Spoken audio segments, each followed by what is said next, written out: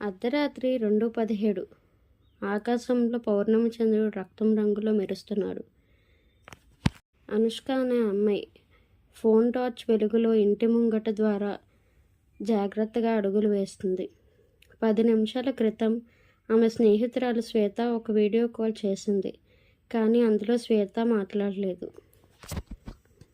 కేవలం ఒక చీకటి ఛాయ తన ఇంటి గదిలో తిరుగుతున్నట్లు కనిపించింది. ఇప్పుడు శ్వేత ఫోన్ ఆఫ్ అయింది. ఏదో తప్పుగా జరుగుతుందని అనుష్క అనుకుంది. అనుష్క శ్వేత ఇంటి ద్వారం దగ్గరకు వెళ్తుంది. ఇంటి ద్వారం తెరుచుకుంటుంది. లోపలంతా అంధకారం. కిటికీ నుండి చంద్రుని కాంతి లోపలికి ప్రవేశిస్తుంది.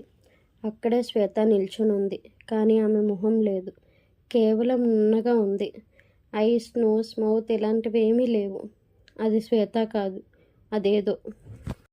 తెరుచుకున్న తలుపు వెనుక ఒక చల్లని చెయ్యి అనుష్క భుజం మీద తగిలింది.